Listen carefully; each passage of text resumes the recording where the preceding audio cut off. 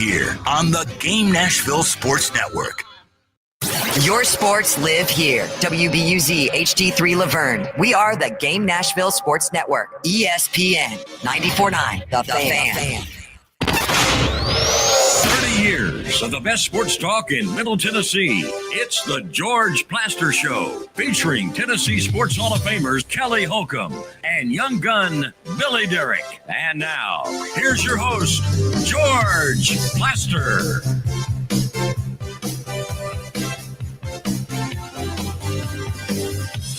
Hello again, everybody. Welcome in on a hot Wednesday in Nashville, Tennessee.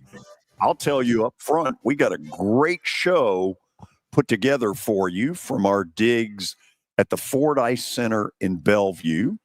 A lot of things going on, so let's move quickly to Murfreesboro, Tennessee. We say hello to the one and only former NFL quarterback Kelly Holcomb with much better hair today. What are you, a stylist, George? Like, what is your deal about hair there, big dog? It looks better. It does look better. I agree with that. I don't know what it was yesterday, but it wasn't working. It was a hat. It was called a hat, and I put the hat back on, which you guys suggested. Which I don't know why Billy's talking. Why do we even let Billy talk? That's a fair deal. Let's bring Billy up and find out, ladies and gentlemen. Billy Derrick. So, Kelly, right off the bat, wondering why you get any airtime. Yeah, I don't add anything to the show, so yeah, might as well just take me off. Oh, hey, Billy, cry us a violin, homie. Yeah, okay, seriously. I'd like to see your update today. I'd like to see I want to see yours. Yours is award winning. Every day. Yeah, sure it is. Let's move on. Let's move on to one of the better segments of the show, where we have breaking news today with Terry McCormick, his daily Titans update. Terry, of course, with Main Street Media, and he, of course, is TitanInsider.com. The last time that L'Jarius Sneed was activated, Joe Biden was our president. That's true.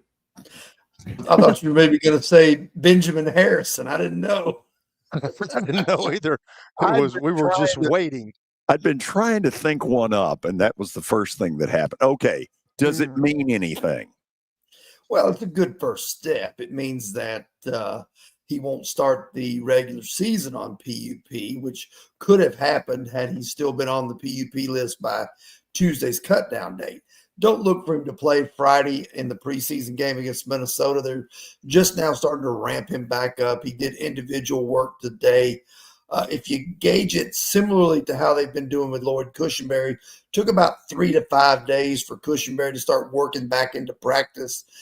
Sneed's probably going to be in that same situation. Now, he said very confidently that he plans on playing in the season opener at Denver on September the 7th. So that's a bit of a tall ask for a guy that hasn't played since last October, but we shall see. And running around out there, the little bit of running around that he did do, I have to admit, he looked pretty good.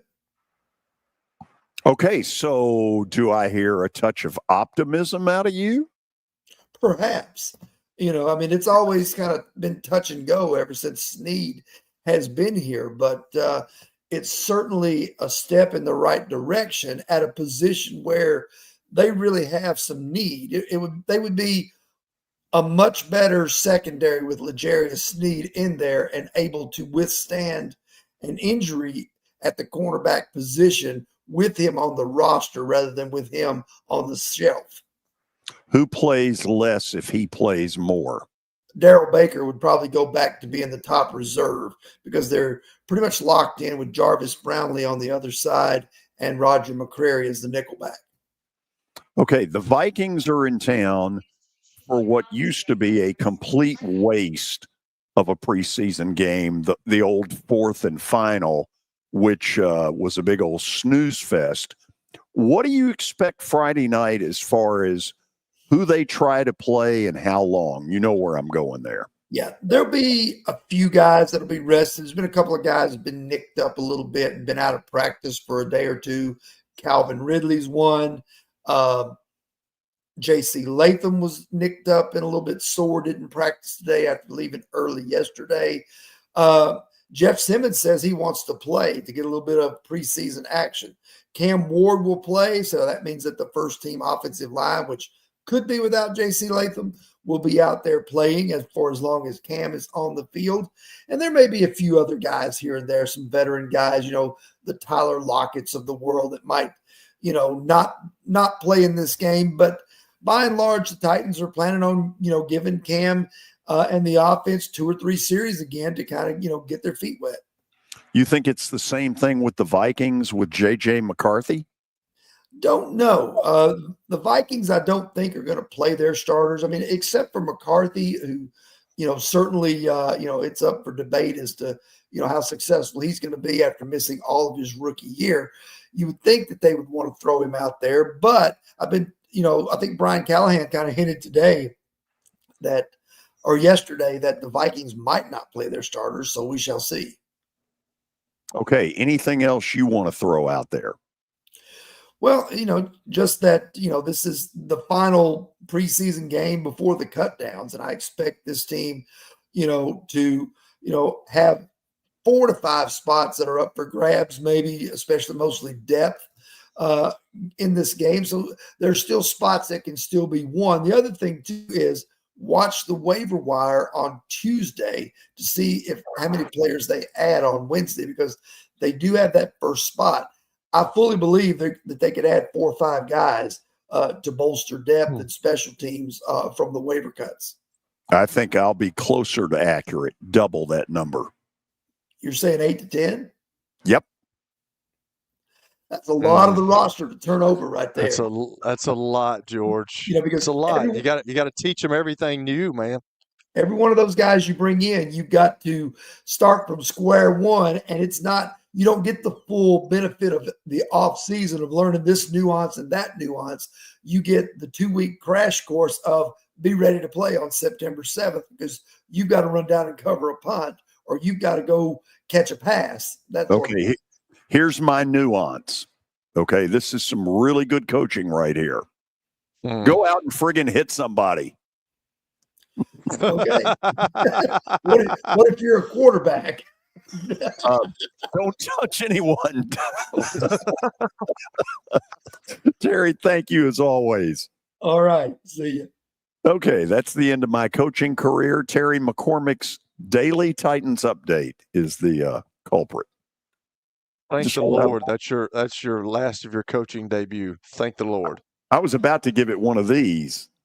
I would love to hear, wouldn't you, Billy? Wouldn't you love to hear one of a motivational speeches from George for a football team? That would be awesome. I don't even know what you would say. Do you want me? I don't think he would either. You want me to tell a good story on my buddy Jeff Francoeur? Please. So years ago, the night before the SEC football title game, we went to a Georgia high school playoff game, and it involved his school, Parkview. And he apparently was asked to speak to the team beforehand. And after he got finished, he really was crowing to me and his dad about how good his speech was. Parkview takes the opening kickoff. 8 plays later, they're up 7-0. And he is just, it was my speech. Well, a school called Colquitt scored 38 unanswered, at which point in the middle of the third quarter, I turned to Jeff's dad and I said, Mr. Francoeur, imagine how much worse this would be if Jeff's speech hadn't been so damn good. What did he say? Well, I'm not at liberty. Oh, okay. That's great. We'll leave it at that. So when you see Jeff tonight on the Braves telecast, just think about his speech to the team pregame. If anyone's still watching the Braves. I watched last night. They rallied from like 52-1 down and beat the White Sox. How many straight have they won? No, they lost the one? opener. Okay. But they won last night. They rallied from like 10-4 down So you're still watching them? Well, I tuned in late when it appeared they were making a comeback. And I kind of liked it. See, George, this is what I'm talking about right here. You've got a loyal, older fan in yourself, and you got a younger generation who's turned it off. That's him right there. Listen. I never turned the Braves on this year. What do you mean? I don't That's have the hurt MLB George. tag. Well, buy it. You're getting paid It's a lot not of worth money. it. I'm not buying to watch that crap. Do your dadgum update.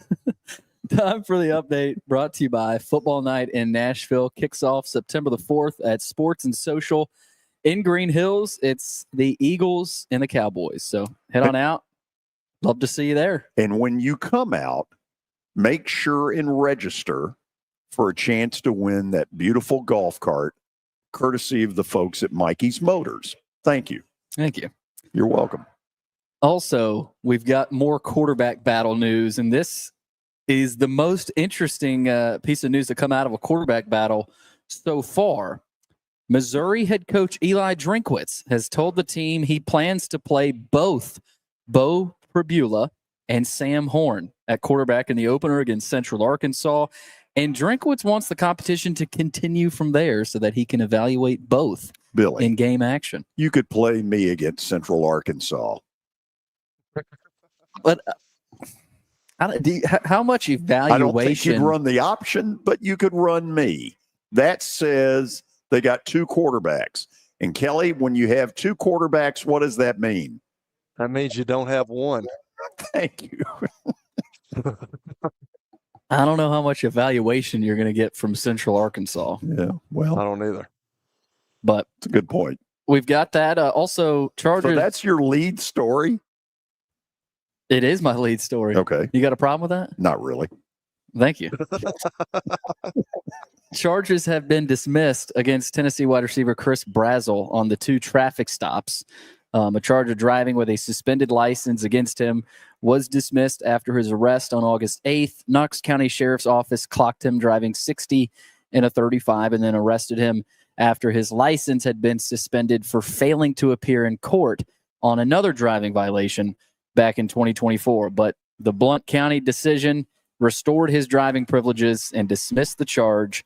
So Brazzell, you would assume, is good to go. I would think, given his driving issues, that Georgia would be very interested in him in the transfer portal.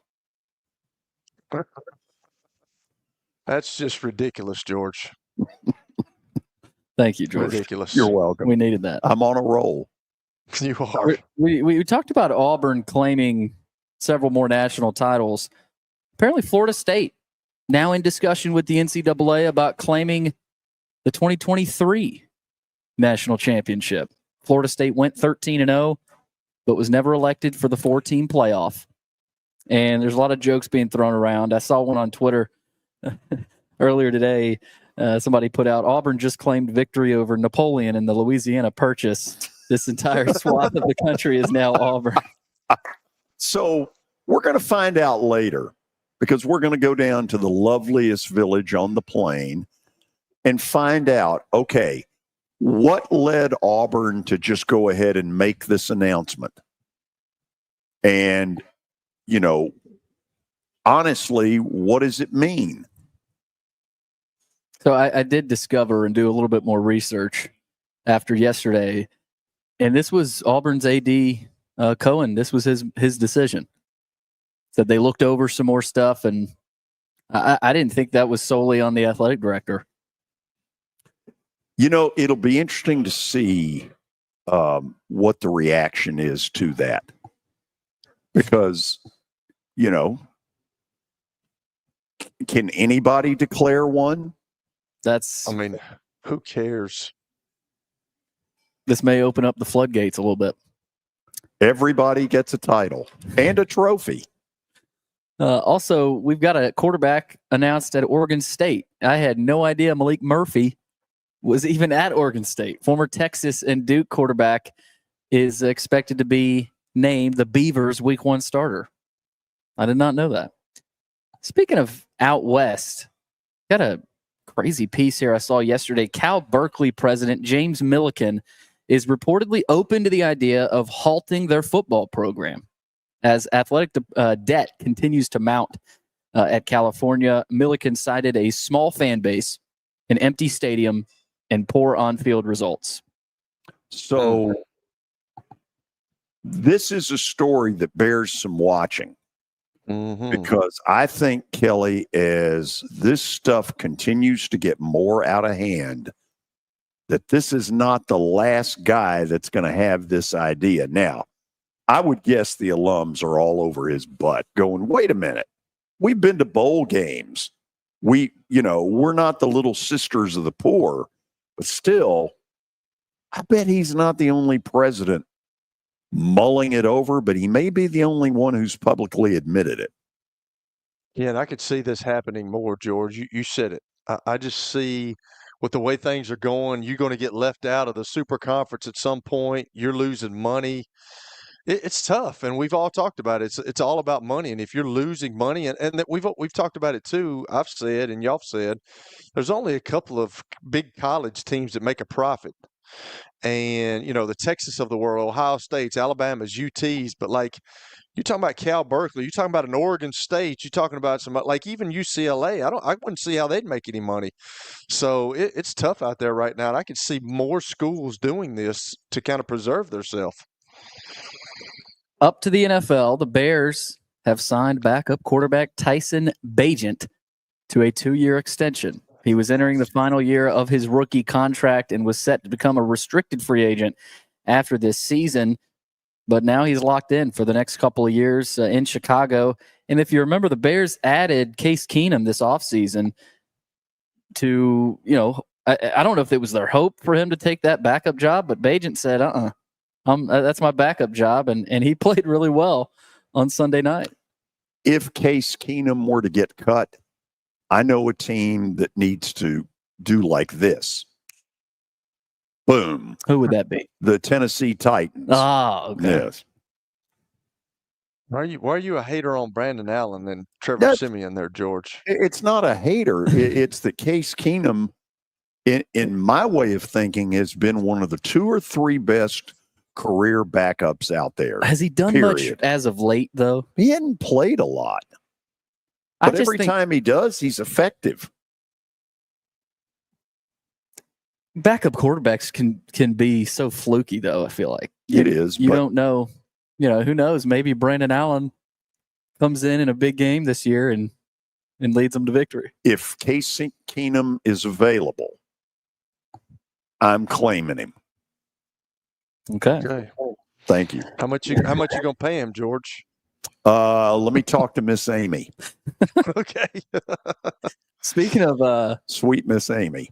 Speaking of getting paid, it looks like the PGA Tour is ready to change. Tiger Woods is leading a group that is eyeing significant change to the tour. After only 3 weeks on the job, Bryan Rolap, the new CEO, is promising significant change to the tour's current model. He announced a 9-person competition committee that will be led by Tiger. Tiger said in a tweet that the committee is about shaping the next era of the PGA Tour. I don't know what any of this means and what this is going to look like, but this committee includes some pretty heavy hitters, Fenway Sports Group owner John Henry and Fenway senior advisor Theo Epstein. Theo, that a baby. GM of the Red Sox and the Cubs. So we'll see what this turns into, but I don't know if they're going more of the live model, but I mean, we'll see. And one last story. NASCAR Nashville race weekend dates have been set for 2026 at the Super Speedway. The Cracker Barrel 400 will remain the same time on the calendar, May 31st next year as it was this season. Of course, Ryan Blaney won this year's race in front of a sold-out crowd. The race has sold out every year but one since NASCAR returned to Nashville in 2021. So next year's race weekend will begin on May 29th. With the Truck Series race. Okay, after the break, the hardest working man in Nashville sports, that's Mike Organ from the Tennessean, will join us. We got a lot to get into with him that is extremely local and in our area regional. You're going to want to hear it. Stay tuned. When I got my first car, my dad told me, keep the gas tank full and my number on speed dial. Now parents are telling their kids, save 615-242-9000 just in case. I'm Blair Durham. If you or someone you love is in a wreck, call us. We're here to get you the money you deserve. A golf cart from Mikey's Motors is the perfect way to get around this summer. Whether you're going to the park, the pool, or the playground, do it in a brand new golf cart from Mikey's Motors, Franklin and Murfreesboro. Summertime fun in Tennessee. That's what we sell at Mikey's Motors. Come see how we roll.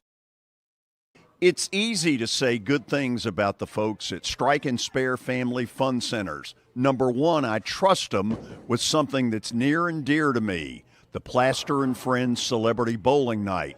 But more importantly, I see the fun people have. They enjoy the bowling. They enjoy the camaraderie, and you will too. Come by any of their locations and get ready to have some fun. As the trusted premier custom home builder in Middle Tennessee, Donnelly Timmons has over 20 years of experience in the industry. Whether you're looking to build your dream home or renovate your current home, their team will ensure that every client and every remodel is unique, luxurious, and completed on time within budget. Founders Dustin Timmons and Joey Donnelly have over 25 years of construction experience in the Nashville area. Together, they have completed projects in Forest Hills, Oak Hill, Green Hills, Franklin, and Brentwood. Dustin and Joey believe that communication is the most important aspect of all construction projects. Therefore, they personally manage each project themselves and are involved in job site activities on a daily basis.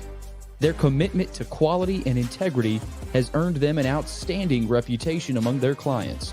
Contact them to set an appointment for a free consultation or to view some of their completed projects. Give them a call at 615-456-7983 or log on to DonnellyTimmons.com. At Wilson Bank and Trust, we believe you shouldn't have to choose between personal service and digital solutions. As your local independent bank, we're proud to offer the relationships and trusted service you expect, along with the tools and technology that keep you moving forward. So whether you're growing a business, buying a home, or planning for the future, we're here to help. Because this isn't just where we work, it's where we live too. Wilson Bank and Trust, here to get you there. Member FDIC. Are you looking for expert medical care in Nashville without leaving your home? Medical House Calls brings concierge-level health care directly to your door. Whether you need urgent attention, ongoing primary care, revitalizing IV therapy, or medically guided weight loss, our experienced providers are just a phone call away at 615-838-2375 or go online, medicalhousecalls.com.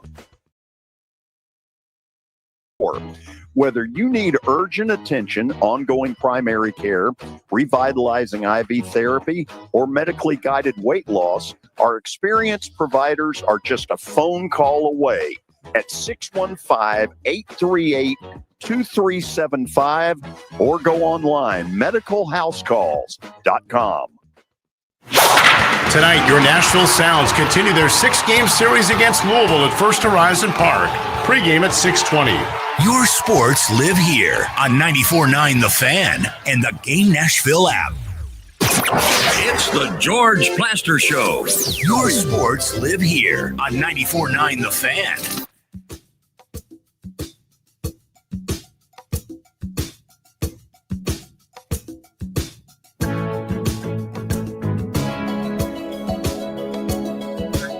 Hello to the busiest sports person in Nashville, hardest working.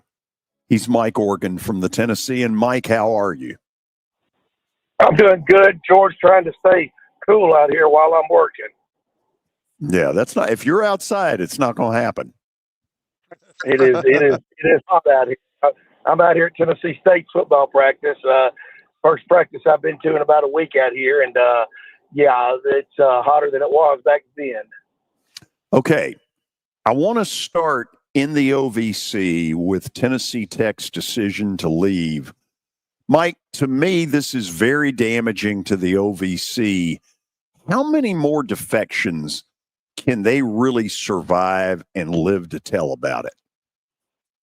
Yeah, it was a big blow to lose Tennessee Tech. At one point, we had 5 teams from Tennessee in the OVC when the OVC was at its best, and then also in the OVC at that time was Western Kentucky, and it has just fallen off since then, but most dramatically in the last 5 or 6 years since Austin Peay left Eastern Kentucky, Murray State, and they're bringing teams in, but they're lesser known teams, and for the OVC to survive, but it's going to be tough for a lot of that level FCS conferences to survive as we move forward. They're all trying to survive. That's why we're seeing so much movement, but there is no proven model. Nobody has really moved and succeeded by their move. They're grasping at straws right now. Now there is a train of thought that Tennessee Tech is in a good conference now for Tennessee Tech with Furman in there, East Tennessee State, Chattanooga, that they're more the location is better, but there's no rivalries, and Tennessee Tech has just really gotten good in football again. It's been spotty over the years and was favored to win the OVC this year, and very likely would have. Very likely will. But then going forward, where will they fall in the Southern Conference, which is better in football? So, in your opinion, is there a move to be made by the OVC that would get it back to a stronger level? I don't know what the OVC can do. They're not going to be able to talk Austin Peay coming back in or Eastern. Tech's gone now. George, this is amazing, but when Tech left 2 weeks ago, or last week actually, that meant that within a 130 square mile area in Middle Tennessee, we now have 7 colleges in 7 different conferences. 7 colleges and 7 different football conferences. It's pretty amazing. So I don't know that the other conferences are getting any stronger, but the OVC is definitely becoming weaker by losing these teams. The only thing that it can do right now is try to hold on to what it's got and somehow bring in maybe some teams that are looking to go somewhere that would immediately come into the OVC and have a pathway to the FCS playoffs. Mike, the team that you're watching practice today, the Tennessee State Tigers, defensive coordinator, no stranger to people here, former Titans defensive coordinator Greg Williams. He's been a head coach on the NFL level, Buffalo Bills, Washington Redskins, been in the UFL with the DC team, now coming back to college. First of all, I know you've talked to him. He and I have exchanged texts, and that's about it. What's this been like for him? Well, he says of all the places he's been, and he's like any other coach, he's been everywhere. His 2 favorite places are Nashville and Cleveland. And I said, how in the world? I said, what are the 2 similarities in those 2 places? He goes, both are good blue-collar places with good people in them. And he said, I know Cleveland gets a bad rap, but he said, I met a lot of good people in Cleveland, and I obviously knew a lot of good people in Nashville. So he said he's very happy to be back because, as he said, this is one of his 2 favorite places.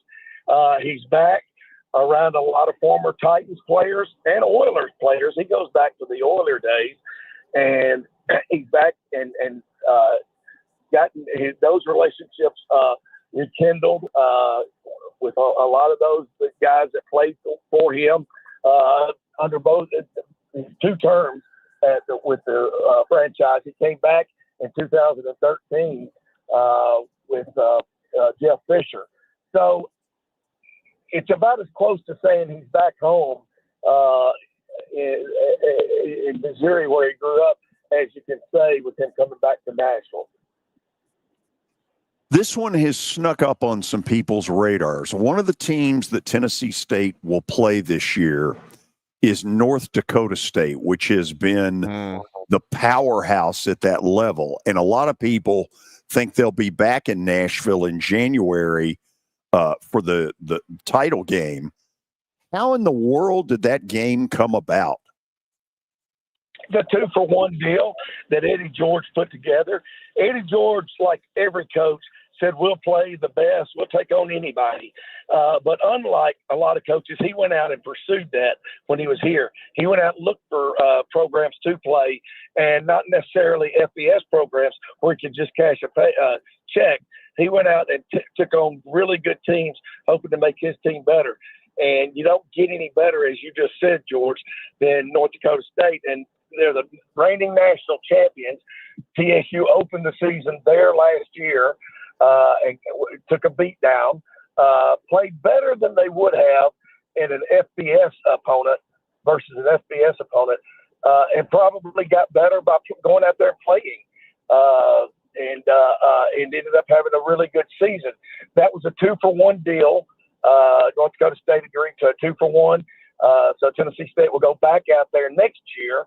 Don't think we have a date yet, but they agreed to come here. They're like an FBS program, so they wouldn't have come here if they had to play at Hill Stadium or some of the other FCS stadiums that are out there. But since it was the opportunity to come here, play at Nissan Stadium, an NFL venue, then they agreed to come here. And Tennessee State will warm up with North Carolina A&T, which was atrocious last year. So Tennessee State will likely get a win in its first game and then take on North Dakota State after that. Okay, real quickly before I turn it over to Kelly, Tennessee State was good enough a year ago to get into postseason play. Are they at that level again? Well, I think that, there was so much turnover. The new coach, Reggie Barlow, had to bring in 40 players, which, yes, there was a coaching change, but that's not necessarily going to be the reason that you have to bring in 40 players going forward, because there's going to be that kind of turnover every year, whether there is a turnover or not, or a coaching change or not. So we'll see how good those players are that he brought in. Looking at it on paper, he brought in some good players. He brought in Southern's leading rusher last year, who will be the starting running back this year, Kendrick Grimes, and the Palmer kid at quarterback, who played at Page, and then Gardner Webb and his Jesse Palmer and Carson Palmer's nephew will be the starting quarterback.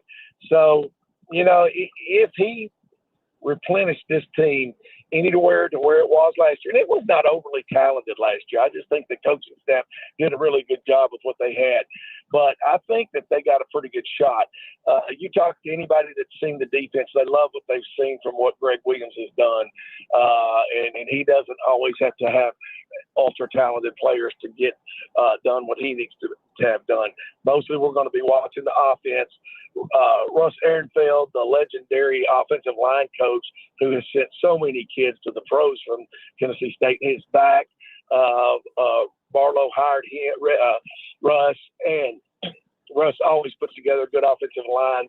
He had to bring in some transfers because he lost everybody, I think, except for maybe one starter from last year. So we'll have to keep an eye on the offense, but I think defensively they're definitely good enough to get back into the playoffs.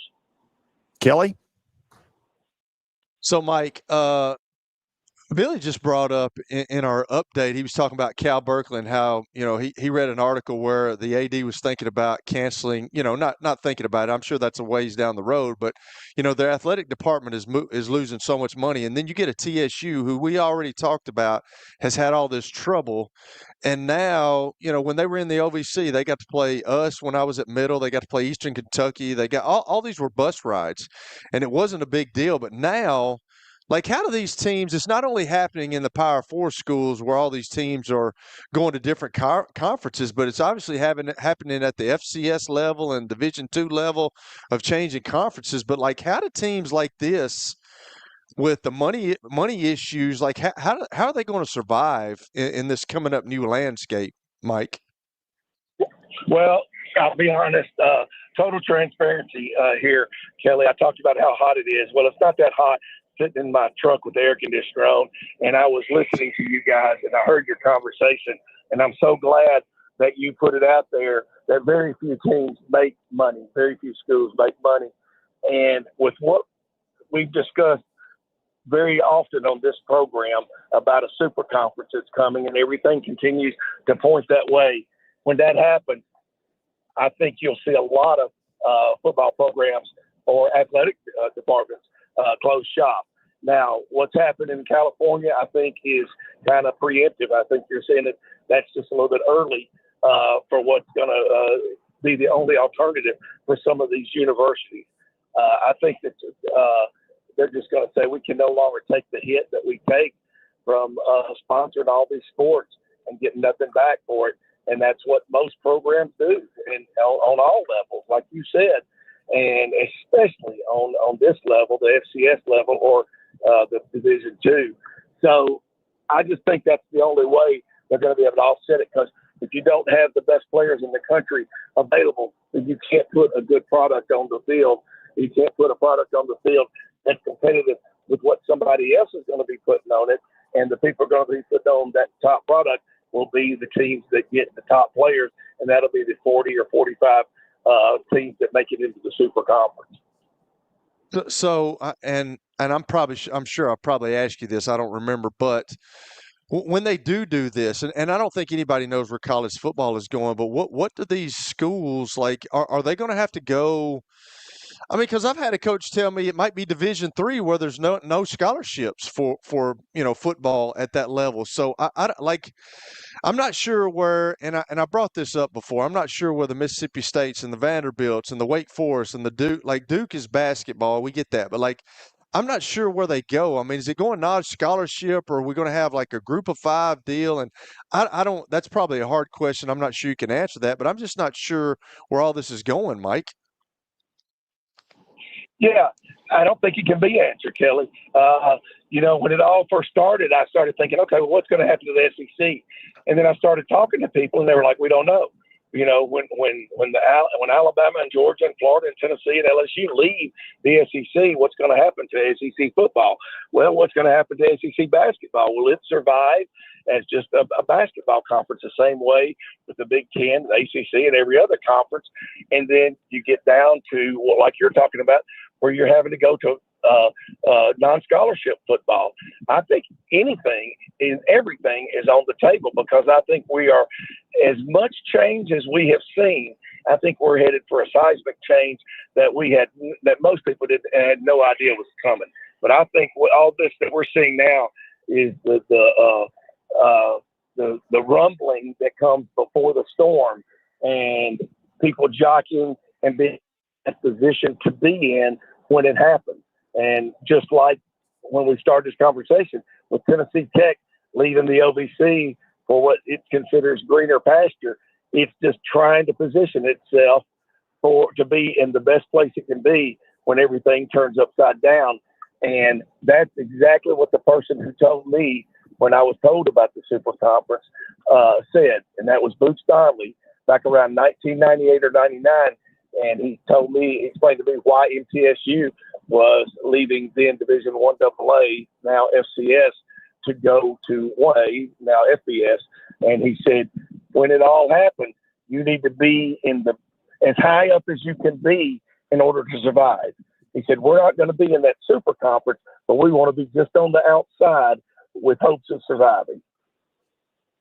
So my last question here, Mike, and we talked about it a little bit a couple of days ago, and George brought it up, but like the preseason in the NFL, it's unwatchable to me.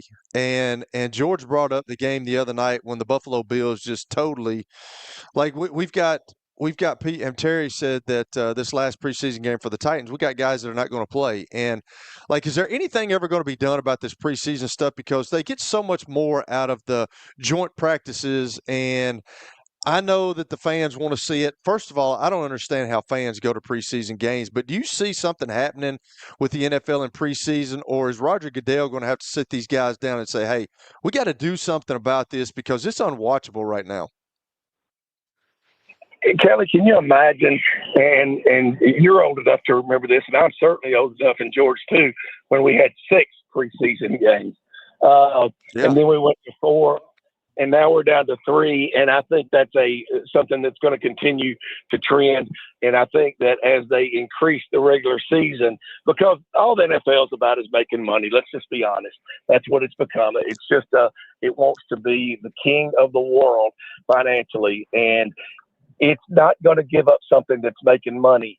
And as long as preseason games make money, then I think there'll continue to be some kind of entity there, a Hall of Fame game, and then I think it'll change to maybe some select games.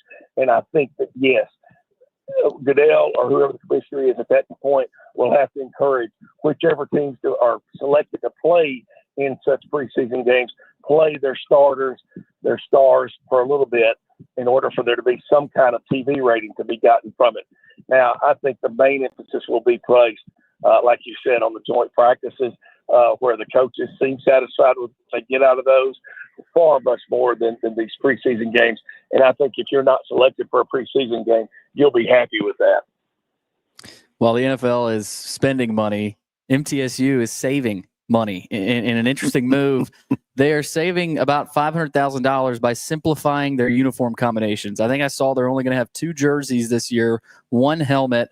And this is quite the contrast from what Derek Mason was doing at Vanderbilt, where they had about 6 different uniform combinations and chains on the helmet and anchors all over the place. This was a little surprising to me to see this decision. Yeah, on vacation, this is the kind of loser I am, Billy. On vacation last week, I went up and toured the new MTSU facility, and it is amazing. The new the athletic student athletic facility, $66 million, 90,000 square foot, 3-story facility, and it's amazing. And part of that tour, I got to see the uniforms, and I got to know the new equipment manager up there, and his name is Dana Marquez, and he came from Auburn. I guess he came with Mason when Derek came from Auburn, and he spent 18 years there. They're going to go to 1 helmet, and it's going to be 1 really good top of the line as far as safety. All those types of precautions are going to be taken with this 1 helmet, where you don't use 3 or 4, which may not be as safe as the 1 is. And the only reason they're doing that is to cut down on concussions. So, yeah, you may not be as pretty or flashy, but when you're playing in a stadium that's not even half full, it doesn't matter how pretty and flashy you are, and you don't have a TV contract or you don't have a major TV contract. So I like what they're doing, and I like it also. I don't know about you guys. I got a feeling Kelly feels this way too. I always like traditional uniforms. I just like, you see a team, you recognize that team because that's the uniform you've been used to your whole life. And they're trying to get back to that. And I tweeted something, maybe put something on social media after going on that tour, after we had the story on the new plan to go to 2 different uniforms and 1 helmet for MTSU. I said, if you are fortunate to have a strong football tradition or solid, and MTSU is, then it does have that, then you need to lean into it. And by wearing a recognizable uniform, that's one way to do that. Okay. We covered a lot of ground in this. Mike, thank you as always. Next Wednesday, you'll be on. I will not. Oh, now you got me looking forward to it, George. I'm pulling a Mike Organ. I'm going on vacation. Well, have a good one, and I'll be on with the guys there. We'll try to make it through. Absolutely. Look forward to talking soon, Mike. Thank you. Okay. Okay, after the break, a few 100,000 thoughts about the Super Conference and the chosen people, and then those who are not chosen. What is all this going to mean? Stay tuned. When I got my first car, my dad told me, keep the gas tank full and my number on speed dial. Now parents are telling their kids, save 615-242-9000 just in case. I'm Blair Durham. If you or someone you love is in a wreck, call us. We're here to get you the money you deserve.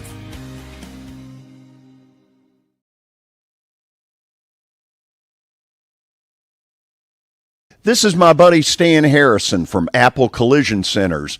Recently, you've been talking to me about companies that have a fleet of trucks and they're always in need of repairs. That's right, George. We understand that nobody likes to deal with the auto body repair process. We try to simplify that at our 3 convenient locations. We work with all major insurance companies. We help to ease the stress of the auto body repair process. We're located in Old Hickory, Hendersonville, and Gallatin. If you need our services, please stop by and see us. And how convenient that we have that in the background. Now, seriously, these are good folks. They do really good work. Give them a holler.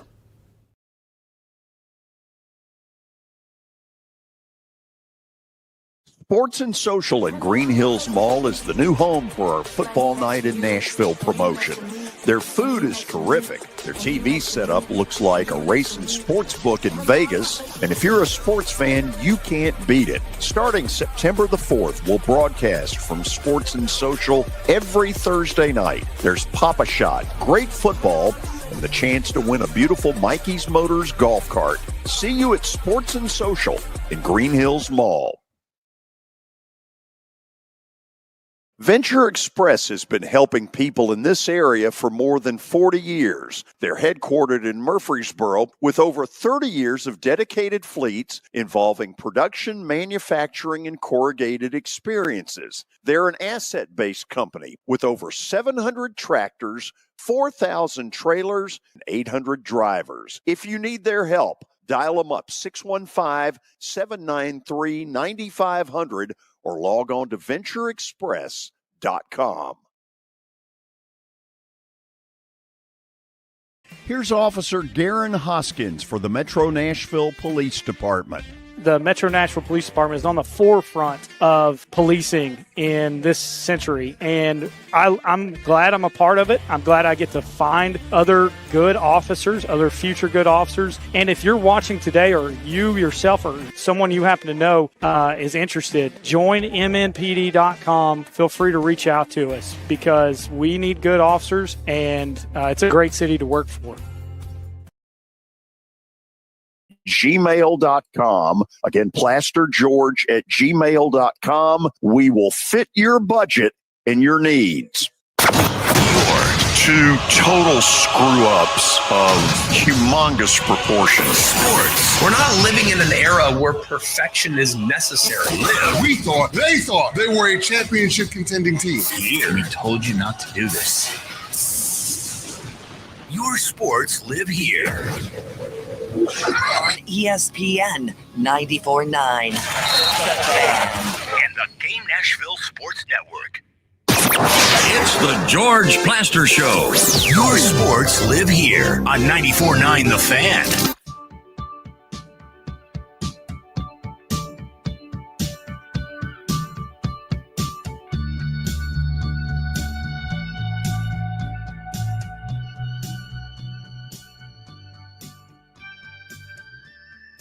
Conference and a deal. Because I think we all believe that at some point in the next probably 5 years, there's going to be some parting of the Red Sea where certain teams are going to be deemed worthy, and the rest of them essentially are being left for roadkill. Now, as is always the case, money is at the root of this particular evil. You can take that to the bank because it always starts and probably ends with money. But Kelly, outside of the money part, what benefit is it to create a super conference? Because what I see is the super conference saying we're going to play nothing but super conference people. And I know on the football side, those coaches don't want that at all.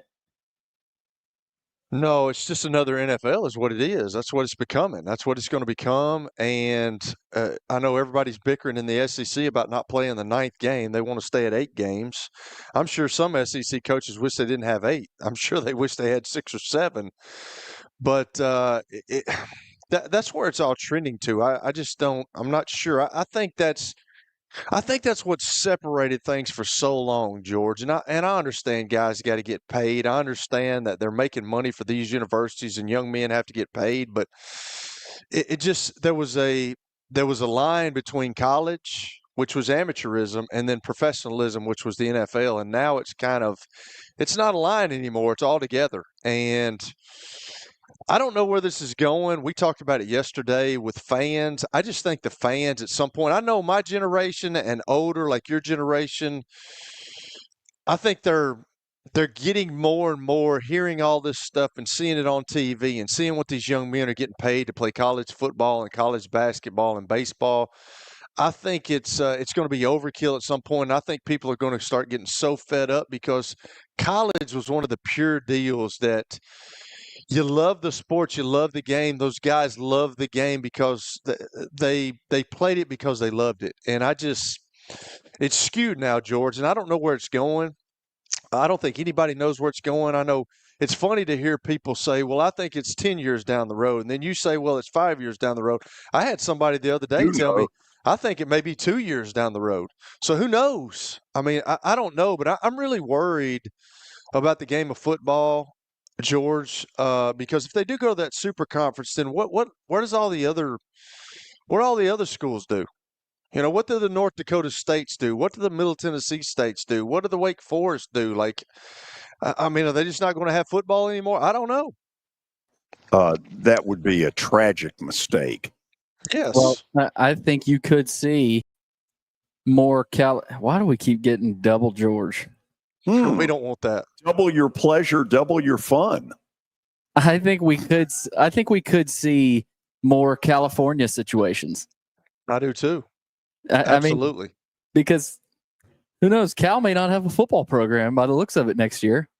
And Cal, like you said earlier, George, is not the only program that has the same issues. No, he's just the first president who has apparently sort of popped it out there. I don't know if it was a trial balloon looking for wealthy alums to step up and help him. Because the truth of it is, Cal under Justin Wilcox, no, they haven't been a national title contender. They haven't been chopped liver, though. No, they've held their own. They've been to some bowl games. The crowds, though, that's their crowds are not great. Yeah, and you wonder, like, UCLA is a big enough brand. Their crowds haven't been great either. I mean, I don't know. Is that just an out west type deal? I don't know. I mean, if you take out the visitor, Vandy crowds have been great. Yeah, Troy Aikman got on UCLA fans years ago about there was nobody at the games. I mean, it's in LA and everybody thinks USC, but like nobody was going to the UCLA games, and he got on those people. But that's happening all over the country, Billy, and I think that's going to start happening more. And I think you're going to see it more. I think people are going to go bottoms up with their athletic programs and say, you know. I'm sorry. Hold on. Can you see what I'm saying? No. It's a great comment. UC Berkeley has a lot more issues than football. Taught a seminar there and was considered a tad too conservative. That's hilarious. That is great. That is great. That may well be the line of the day. I just don't think anybody knows where it's going, and I think you could see more schools have this happen because if you look at it, it's all about money, and if you're not making money, you're losing money. Then where do you get the money from? And if you're going to keep going back to the consumer, you're going to keep going back to your students. At some point, people are going to get tired of that. We're headed down a path that somebody with some common sense needs to get in one of those rooms when it matters in front of the right people and just goes off and says, what the hell are we doing? Yep. You know, I because agree. you do wonder, for instance, all those programs that were in the Southwest Conference, the cheatingest conference in the history of mankind, with the SEC perhaps a close second. Would those schools deep down rather be in the old Southwest Conference and recreate it? And does anybody have the guts to say it if they truly feel it?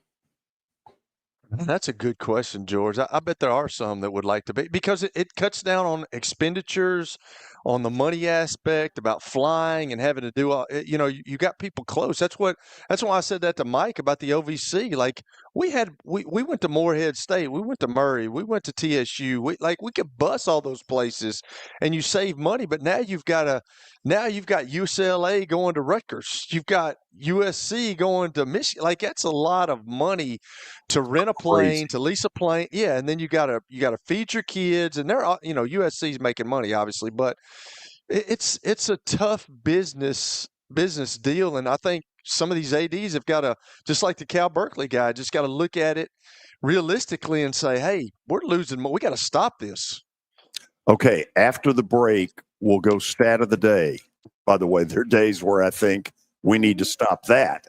And then we'll find out about the Auburn Tigers, because Bryan Matthews from On3 Sports will join us. The old Auburn Tigers open at Baylor the Friday night of Labor Day weekend. That will not be easy. This is 94.9 The Fan.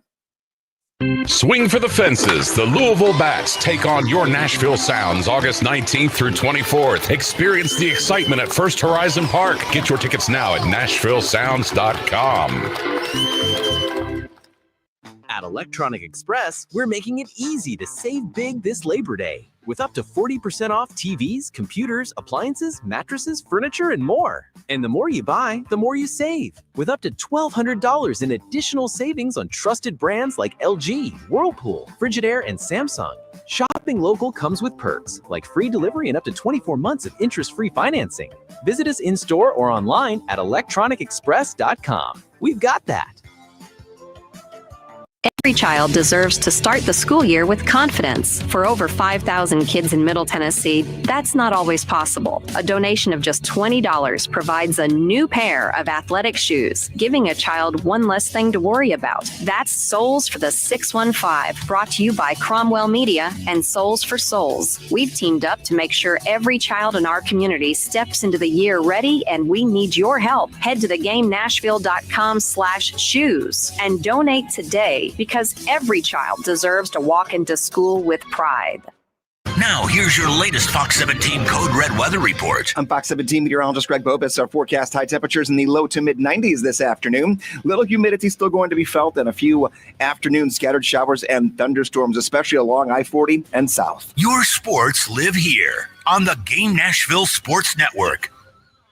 Start your engines. Nashville's biggest racing weekend is back. It's the Borchetta Bourbon Music City Grand Prix, August 30th and 31st at Nashville Super Speedway. The speed, the sound, the stars of open wheel racing are all going full throttle, and you can catch every second of the action right here on 102.5 The Game. Brought to you by Hiller Plumbing, Heating, Cooling, and Electrical. Racing takes over Music City. Don't miss a lap.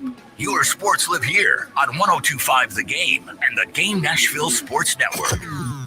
Your sports live here. WBUZ HD3 Laverne. All around the world on the Game Nashville app. We are the Game Nashville Sports Network. ESPN 94.9 The Fan. A Cromwell media station. voice of the best sports talk in Middle Tennessee. It's the George Plaster Show, featuring Tennessee Sports Hall of Famers Kelly Holcomb and young gun Billy Derrick. And now, here's your host, George Plaster.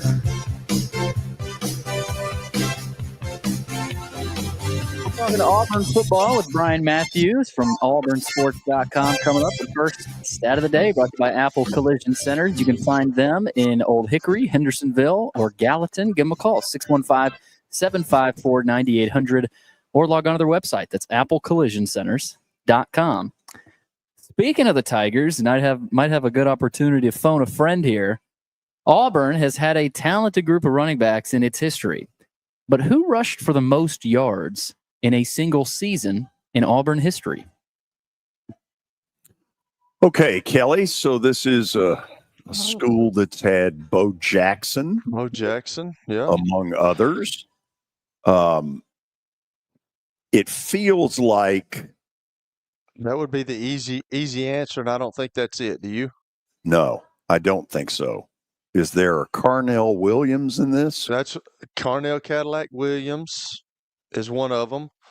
Gosh, I can't remember his name. I don't know. I'm thinking Cadillac Williams if it's not Bo Jackson. Lay it on us. We've got a winner. It is Trey Mason. Gosh. That was the year they won the national championship, too.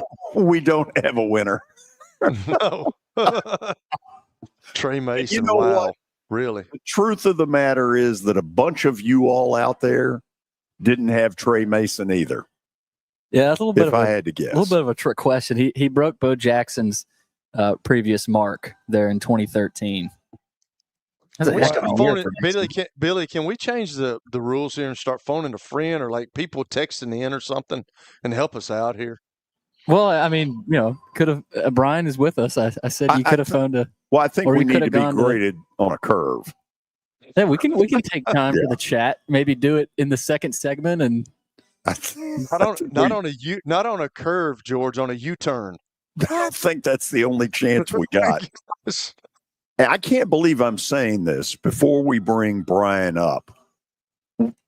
Down in southern Middle Tennessee, like as you go towards South Pittsburgh, the counties of Franklin and Jackson are under tornado warnings, which means a tornado has been spotted, which also means if you're in that area, you might duck. Wow. Duck for cover.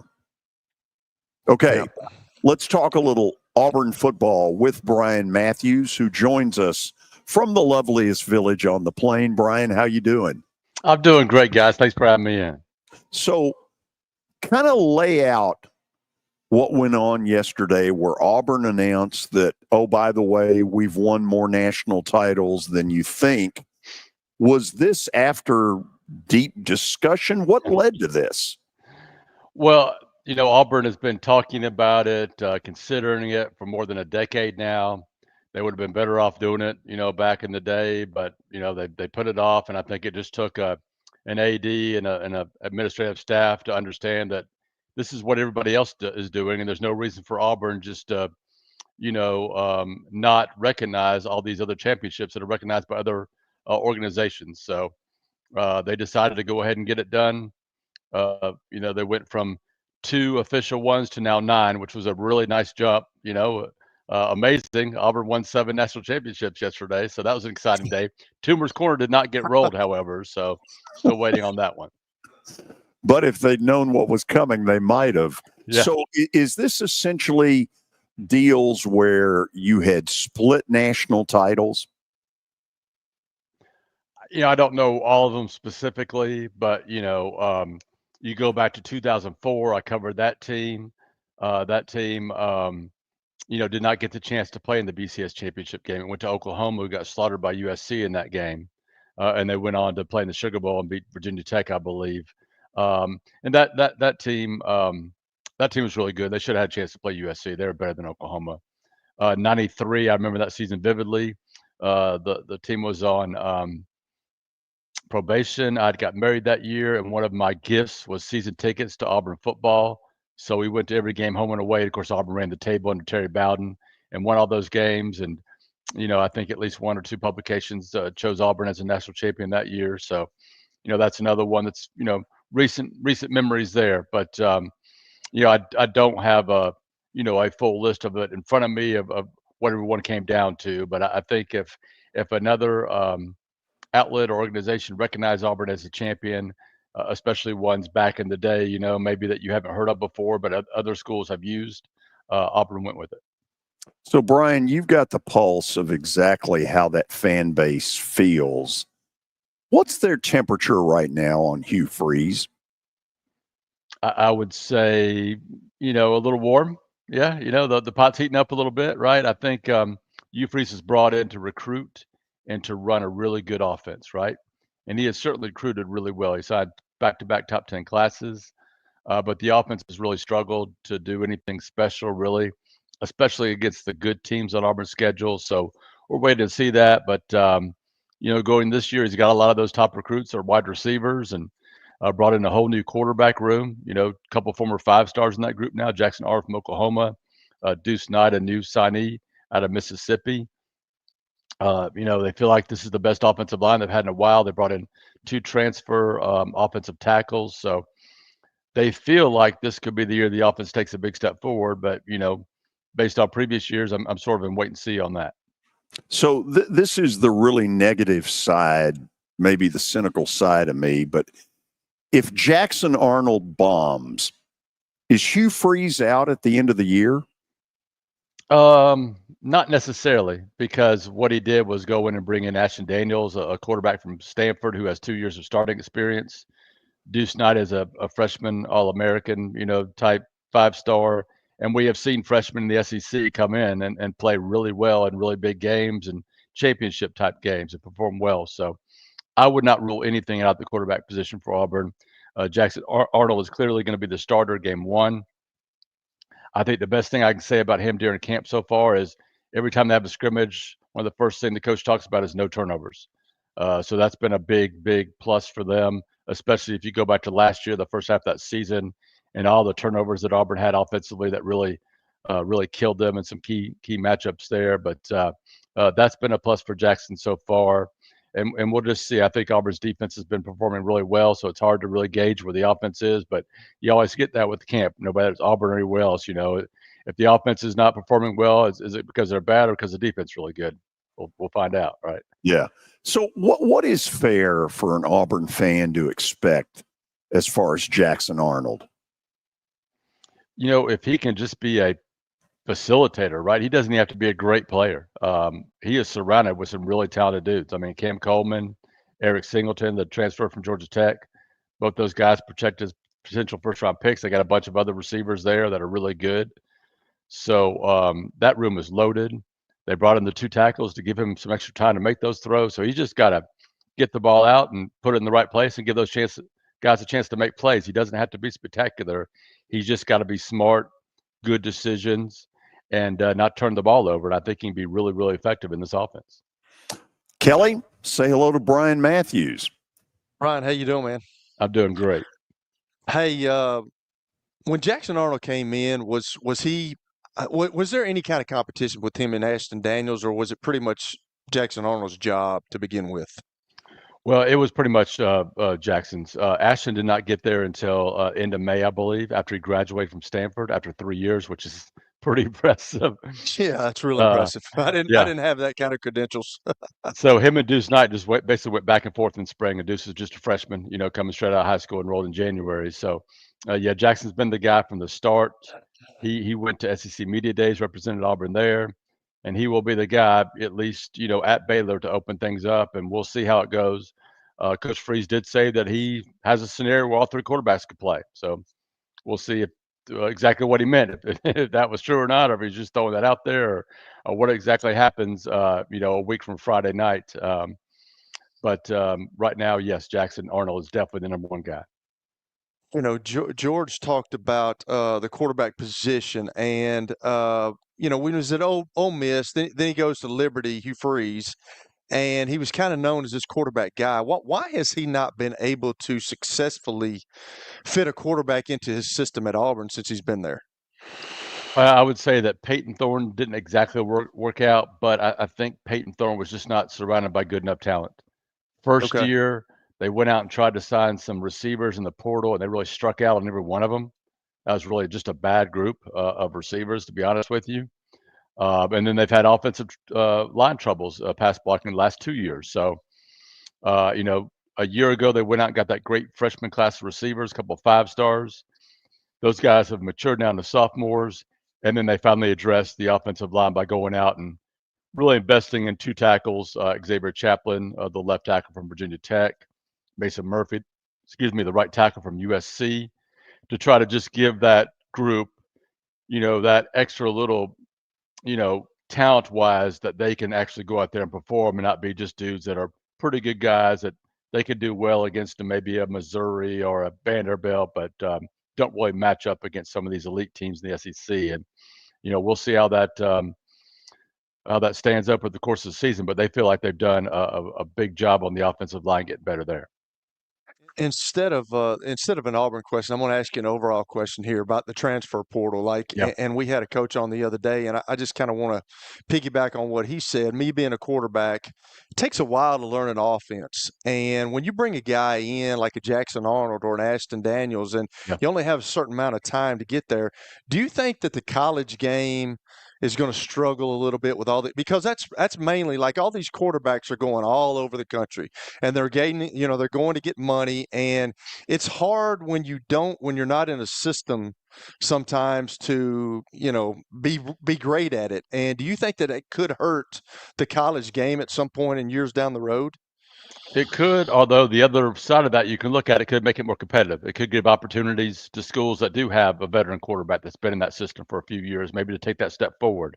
While other schools are still struggling or they're trying to get their quarterback up to speed. I think for Auburn's case this year, Jackson is an RPO guy.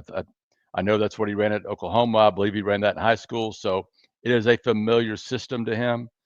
So I don't think the learning curve was really high for him. We'll see. Maybe he will be going through a little bit of a curve here to start the season. I think the biggest thing for him from the coaching staff is just getting his confidence up. I think, he put a lot on himself last year at Oklahoma. Things didn't go well in a lot of different ways. I think Oklahoma last year, these weren't our Jackson Arnold, but I gave up 50 sacks, something like that. It was just a outrageous number. And of course, they had the coordinator change there somewhere around midseason. So they had a lot of issues on and off the field there at Oklahoma, and I think that affected his confidence in a lot of ways. So much of his time here has been about building him up in the offense physically and mentally. So this is my last question. You look at your roster and defensively, I don't think you got any transfers starting. So that means those guys have been in the system for a little bit. They've always been known as a huge defensive lineman school, but just how good defensively, because you're hearing kind of rumors around that they might be one of the best in the SEC. How good are you guys going to be defensively? Well, I think if you just look at DJ Durkin in year 2, he's a really talented coordinator. And when he has all these guys back like a Keldrick Falk, they're usually going to take a step forward. So I would expect Auburn to definitely take a step forward and maybe be pretty good, better than I even thought going into camp. They've looked really, really good. They've got 6, 7, 8 defensive linemen they're going to rotate. They've got a pretty deep linebacker group now. There's some freshmen they're going to work into there, some inexperienced guys. Xavier Atkins is a transfer from LSU, but he's just a sophomore. But I think the secondary is really the strength. Jay Crawford is playing like an MVP. He's a true sophomore, started as a true freshman last year at cornerback. Caleb Harris, another guy that started as a true freshman last year at safety, is back and playing well and just sort of filling in the other pieces around him. But this defense has depth. They got playmakers like Keldrick Falk. Kieron Crawford will be a key guy to watch. They lost Jalen McLeod, their number 1 sack guy last year. Kieron did not have any sacks, but he's a guy that played basketball up till his senior year of high school, has sort of grown into his football body. He feels like he's ready for a breakout year. So if he can have that special year, I think Auburn's defense could be pretty special. Brian, appreciate you taking the time. Being here in Nashville for Vandy, the Virginia Tech game to open the season at home was very important. They had talked about that too, setting the tone for the season. Feels like that's the case for Auburn against Baylor in Waco. A Baylor team that we think is good, but again, we don't know. We don't know. This is the type of year where who knows what could happen in any league. How important is that game for Hugh Freeze and Auburn? It's really big if you look at Auburn's schedule in those first 6 games, because if they lose that, they could be facing 2-4 start, which would just be bad for Hugh Freeze, bad for Auburn recruiting, just bad for the team overall, right? Because after Baylor, they come home for a couple of non-conference, gimmies, but then it's at Oklahoma, at Texas A&M, and then Georgia at home in a night game at Jordan-Hare Stadium. So those are all winnable games, certainly for Auburn. But they're also very, very losable games too. So beating Baylor and getting off to a good start would make this team feel a lot better with its chances going into late September into October against those SEC foes. Obviously, going back to last year, Diego Pavia and Vandy go down there and win. And a lot of our talk was, okay, Hugh, here's your chance to go nab Diego and try to get him to Auburn because he's undefeated against you. And we've heard rumblings that that there was an effort there. Nothing, who knows in this age of NIL and portal what these conversations are like. Do you know of any conversation that was had between Freeze and Pavia? Oh no, I don't know of any conversation there. I do know that Diego Pavia owns the state of Alabama right now because he brought in New Mexico State the year earlier, right, and won at Jordan-Hare, and then he beat Alabama. That was a lot of fun watching that goalpost go into the river there. That was a fun night. Just college football in general, but I think that was an option, right? I think when Auburn was looking for a portal quarterback, of course, Diego Pavia would be a guy they'd be interested in. But I think they like Jackson Arnold. They like how he was a system guy. He's a perfect fit, and they just wanted to go out there and strike really quickly with that, and that's what they did. So I don't know of any conversations. There may be some. There may have not been, but don't know of any personally. Brian, leave us with this. I don't know that we've ever seen a rivalry quite like Alabama-Auburn. Yeah. It's talked 365 days of the year down there.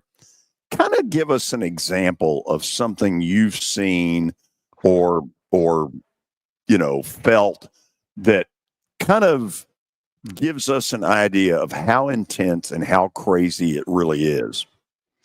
Well, the first thing I will say is in Alabama, there's no real pro sports.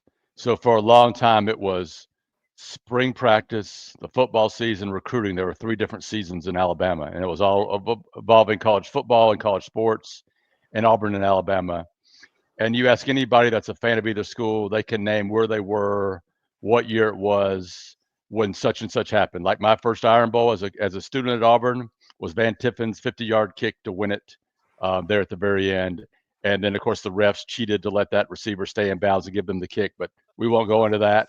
The next year was Lawyer Tillman reversed to victory. I can just keep on going down the line. There have been so many incredible games this rivalry, so many incredible wins. The one a couple of years ago at Jordan-Hare, was it 4th and 31? I was standing right there in the corner of that end zone where he called it. I had the video up. I immediately turned to my phone, deleted it, and walked to the interview room, right? Because that wasn't something that I was going to put on my feed. But then, I was standing right there, for the kick 6. I was standing right there on the sideline when Chris Davis ran right past me to the end zone. So it's just moments like that make this rivalry so incredible, so intense. It's usually a really great game, even when one team is not good. There's not that many blowouts, especially I know Alabama for the past 17 years has been by far the better program, and in Tuscaloosa they have won some games pretty big, but in Jordan-Hare it's usually a game no matter what. You got that right. Hey, thank you for taking the time to come on with us, give us some good insight into Auburn 2025. Appreciate it. Thank you so much. Yeah, thanks for having me. Appreciate it, guys. Y'all take care. Brian Matthews joining us from Auburn on 3 Sports. Now, Billy, here's one you won't remember. Okay.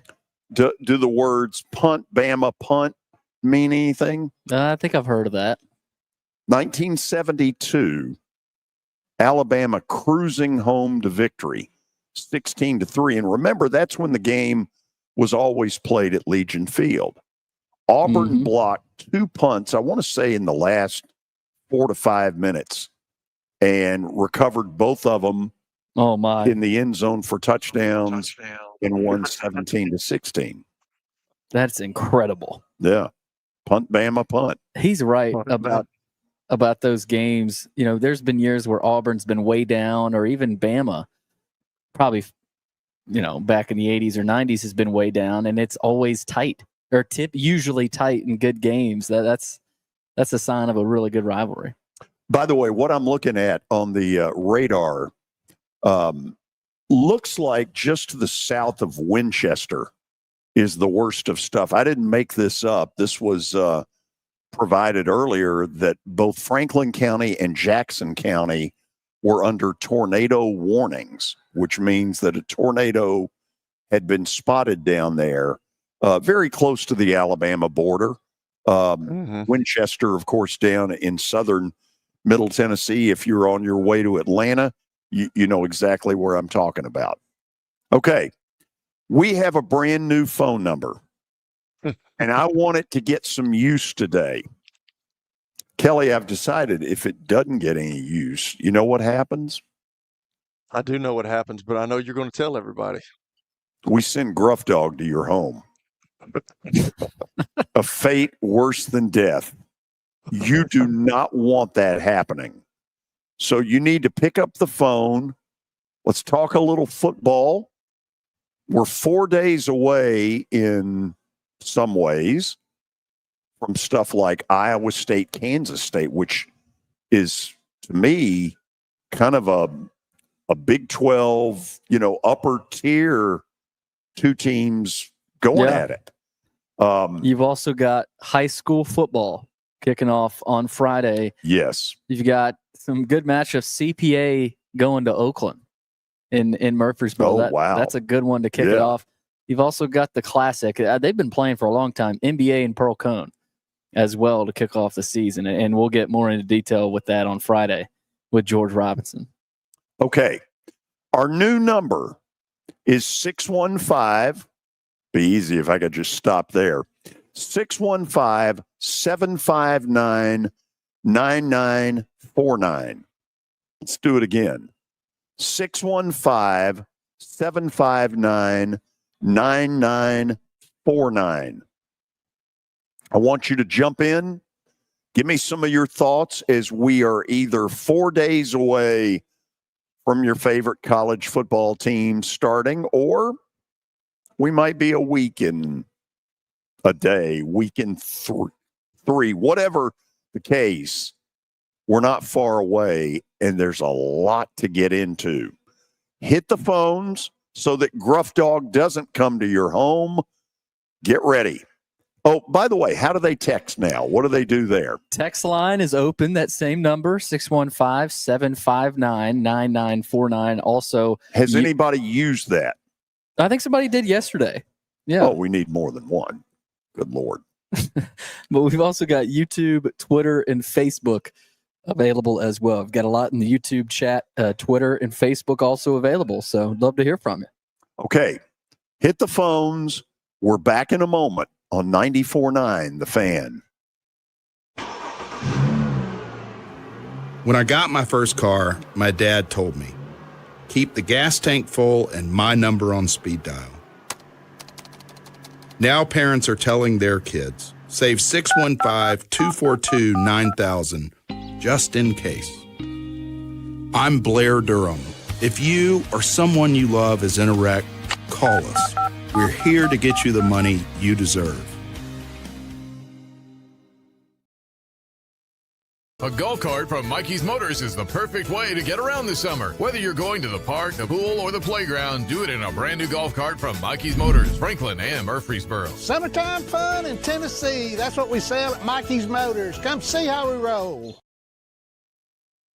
It's easy to say good things about the folks at Strike and Spare Family Fun Centers. Number one, I trust them with something that's near and dear to me. the Plaster and Friends Celebrity Bowling Night. But more importantly, I see the fun people have. They enjoy the bowling, they enjoy the camaraderie, and you will too. Come by any of their locations and get ready to have some fun. Convenience and value, two words that we expect when we do business. Our goal at JHA Company is to deliver just that, both to our school partners and to our customers. Whether you're purchasing photos, yearbooks, class jewelry, letter jackets, school spirit wear, or senior graduation products, we strive to make the experience easy, convenient, and cost-effective. Find out more at jhacompany.com or call 615-867-6345 for more information. JHA, one source, one company. If you are paying too much for your health insurance, you know what? You need to contact the folks at Pancoast Benefits. Pancoast works with businesses and individuals to tackle the high cost of health insurance. Whether you're a business owner, large or small, self-employed, between jobs, or over the age of 65 and in need of a Medicare plan, Pancoast can help. They make understanding your benefits less difficult and more personal. So check them out today, pancoastbenefits.com, or call them at 615-292-3400. Are you looking for expert medical care in Nashville without leaving your home? Medical House Calls brings concierge-level health care directly to your door. Whether you need urgent attention, ongoing primary care, revitalizing IV therapy, or medically guided weight loss, our experienced providers are just a phone call away at 615-838-2375 or go online, medicalhousecalls.com.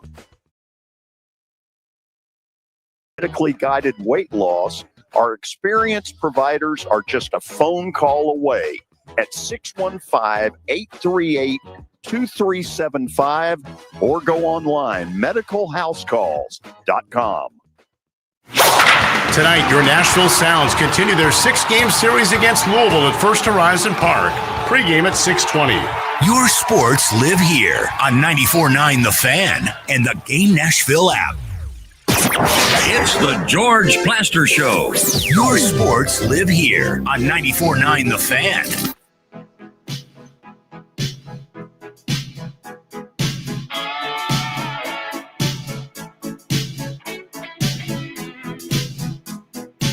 Okay, we're headed to the phone. And the first call up will be Tony from Nolensville. Let me go ahead and bring him up. Tony, let me ask this question. Are you in any huge hurry? Because I have screwed something up. I am not, George. Just enjoying the show. Whatever you need to do, you go do it. Okay, hang with me. We're going to put Tony back on hold. Yesterday, Tony told us about something really good involving Andy Griffith and his discussion of the game of football. And that then spurred on our boy Pogie to send me the George Carlin football versus baseball, the clean version of it. Here it is. A little bit about baseball and football.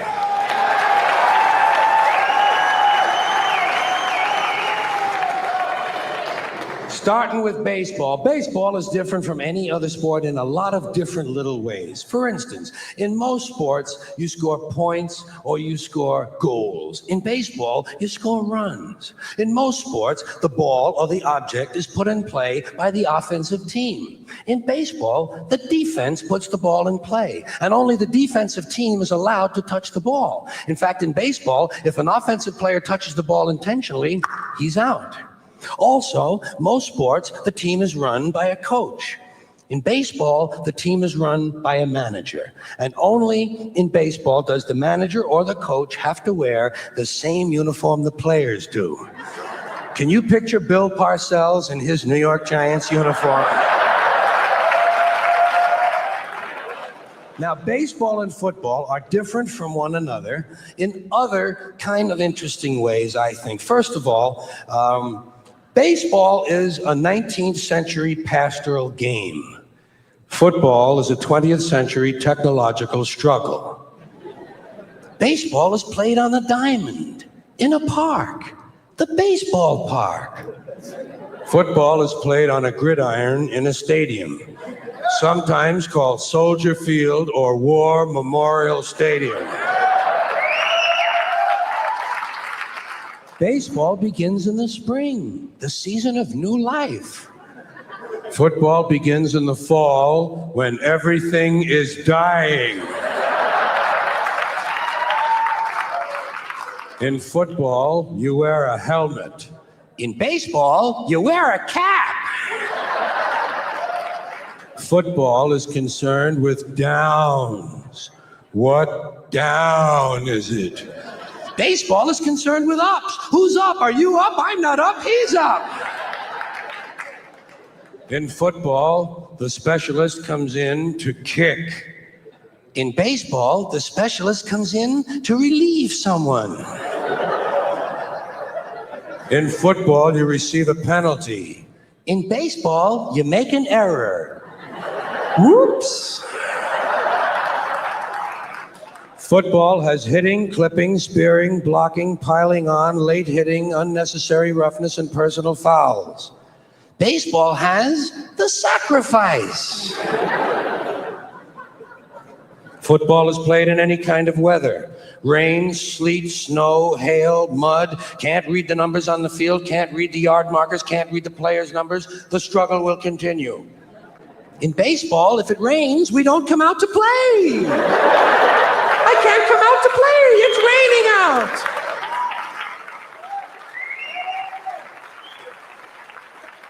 Baseball has a 7th inning stretch. Football has the 2-minute warning. Baseball has no time limit. We don't know when it's going to end. We might have extra innings. Football is rigidly timed, and it will end even if we have to go to sudden death. In baseball, during the game in the stands, there's kind of a picnic feeling. Emotions may run high or low, but there's not that much unpleasantness. In football, in the stands during the game, you can be sure that at least 27 times you were perfectly capable of taking the life of a fellow human being. Preferably a stranger. And finally, the objectives of the two games are totally different. In football, the object is for the quarterback, otherwise known as the field general, to be on target with his aerial assault, riddling the defense by hitting his receivers with deadly accuracy, in spite of the blitz, even if he has to use the shotgun. With short bullet passes and long bombs, he marches his troops into enemy territory, balancing this aerial assault with a sustained ground attack which punches holes in the forward wall of the enemy's defensive line.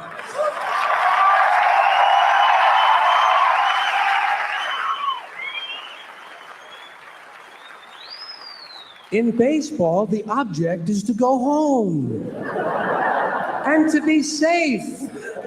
I hope I'll be safe at home. Safe at home. How good is that? That was pretty good. That is awesome. His voice inflections in that thing. Football is for John Facenda. Baseball. John Facenda. Billy, you know who John Facenda is? I've heard of that name. Oh, good Lord. Mm-hmm. Remember these words. Autumn is a Raider. That's John Facenda. Broadcaster. He was the voice of NFL films. Oh, yeah. Okay, you Yes. should have known that. Oh, That's a big strike against you. So that's pretty good stuff. Very good stuff. Pogie, if you're out there listening, thank you for sending that. Now let's go to Tony in Nolensville. Tony, what's going on? That's good stuff right there, George. And I tell you what, it's I've heard it before, and I laugh with it every time. Kelly, something you ought to hear if you haven't heard it. Guys, you ought to hear Jerry Clower talking about throw it vertical. It is Jerry hilarious. Clower. He's a funny one Jerry now. Clower, and he talks about throw it vertical, and it's pretty good. And Billy Jerry Clower was a great country comedian who also played. He was a good lineman at Mississippi State back in the day. Mm. But just give you a little tidbit on that right there. George, my phone blew up yesterday afternoon after y'all got off the air. People called me and they said that was so great that George put that on the air. Thank you for sharing that stuff. So I'm glad all the listeners, Billy, everybody got to hear that. So kudos to y'all and Andy Griffin and all. The on Sports Talk today, as far as what y'all brought up, some of the stuff with Auburn and their wanting to claim these all these titles, and other schools are doing it too. Let's not forget Auburn was in one back in 2017 where University of Central Florida, after beating Auburn in the Peach Bowl, they declared themselves national champions, being the only undefeated team in 2017 that year. That's when Georgia and Alabama played each other for the national title. But Coach Frost that was down there, they in their stadium, they still have it all over their stadium that they were national champions that year. Yeah, so, Danny yeah, White. a lot of schools have done it. Danny White, who's the AD at Tennessee, was their guy then. He was their AD. Yes, he was. Yeah. So that is something. But and y'all were talking. This gentleman was talking about the Iron Bowls, and I've told you before, George. My first wife, they were tied into the Auburn program down there, and I attended probably about 18 Iron Bowls in my lifetime. Oh, and wow. Seen everything from the Tornado Bowl. Billy, you can bring that picture up as 1983 or 1985. A tornado was in Legion Field. They asked people to evacuate the stadium. Nobody left the stadium. Everybody stayed in it with a a tornado actually touching down outside the stadium somewhere. And it was crazy. But, yeah, it's a whole different animal when you talk about these Iron Bowls. Guys, I want to ask you one thing. And, Kelly, I'll throw this out to y'all. We've done a lot of talking about the NIL and what things are getting down on the lower level, what's it going to do to these other schools that don't participate in this big mega conference they're trying to do. Matter of fact, it's a big mess that the Big Ten and the SEC has created themselves, and they're trying to do everything they can to try to fix that. So I think that's one of the things they're looking at, this mega conference. But with the NIL money and it all getting down on the lower level, this come out yesterday, guys. Austin P, one of the things they're going to try to do for what they call their victory fund, they're going to sell tailgate packages preseason. And we're talking about just Austin P, an FCS school. They're going to sell tailgate packages that are you can buy either game day packages or seasonal packages. And Buffalo Wild Wings is getting involved with them, Coca-Cola, Ajax Brewing Company, Michael Walter Brewing Company, and they're going to do all of this tailgate stuff prior to the game. And their packages go up like a season ticket, a season pass is $800. They go from 200 to 500 to 800, and that's on a season pass. And all this money is going for their NIL fund. They call it the Victory Fund. And along with that, you get all this tailgating, you get field passes and whatnot. So if they sell $800, and that's about what, 800,000? I think that's right on my math. I mean, they're finding ways to, on their level, of raising some money through doing this outside. But once again, Kelly, as you've talked about several times, it's keep going back to your major donors, your major contributors, and the major players in your program as far as the contributors on your athletic funding. So I think everybody's trying to look and find ways that they're trying to get to this, but it's going to really be something how and what happens with these smaller schools as well as the schools that might be left out of this mega conference that is coming. I think we all know it's coming. I think it'll be a 64 team deal, and it's going to push a lot of other schools out, and I don't know what's going to happen at that point. So I just wanted to call in, give my little 2 cents worth on that. But as always, it's always good talking to y'all and hearing what you have to say.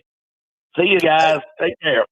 Tony, thank you. Before we go to the break, Kelly, I have a dream.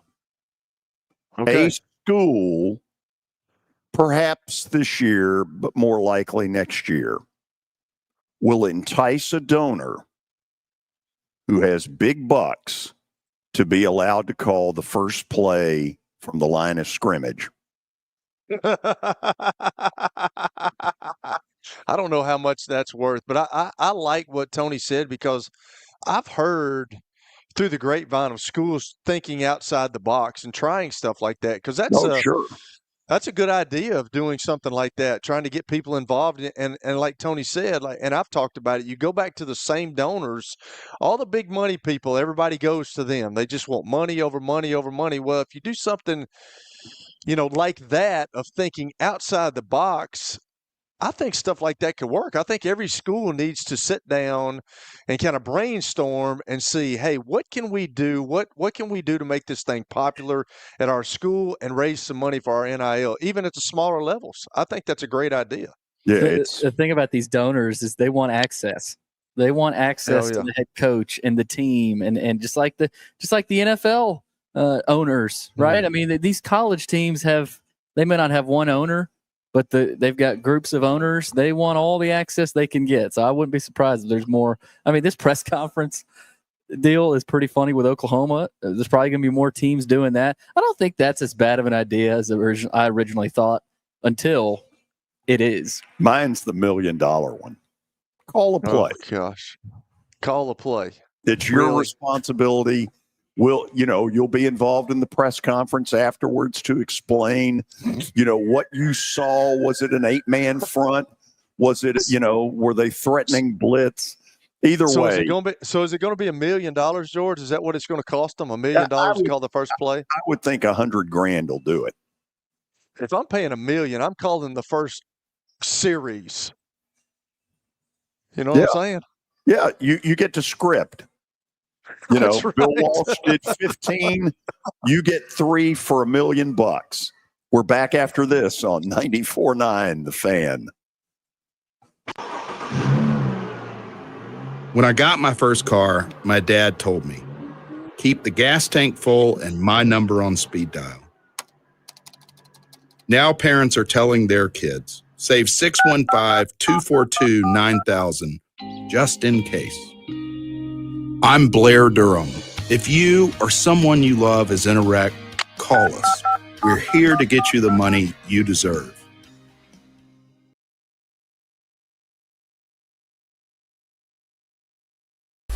Nashville Sounds Baseball is back in Hit City for the 2025 season. Create a summer of memories at the ballpark with weekly giveaways, fireworks shows, and more. Tickets are on sale now.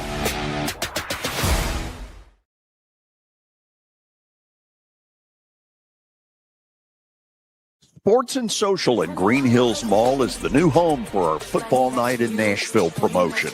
Their food is terrific. Their TV setup looks like a racing sports book in Vegas. And if you're a sports fan, you can't beat it. Starting September the 4th, we'll broadcast from Sports and Social every Thursday night. There's Pop-A-Shot, great football, and the chance to win a beautiful Mikey's Motors golf cart. See you at Sports and Social in Green Hills Mall. Here's Officer Garen Hoskins for the Metro Nashville Police Department. The Metro Nashville Police Department is on the forefront of policing in this century, and I'm glad I'm a part of it. I'm glad I get to find other good officers, other future good officers. And if you're watching today, or you yourself or someone you happen to know is interested, join MNPD.com. Feel free to reach out to us because we need good officers, and it's a great city to work for. Star Physical Therapy was established in 1997 with one great mission: to serve.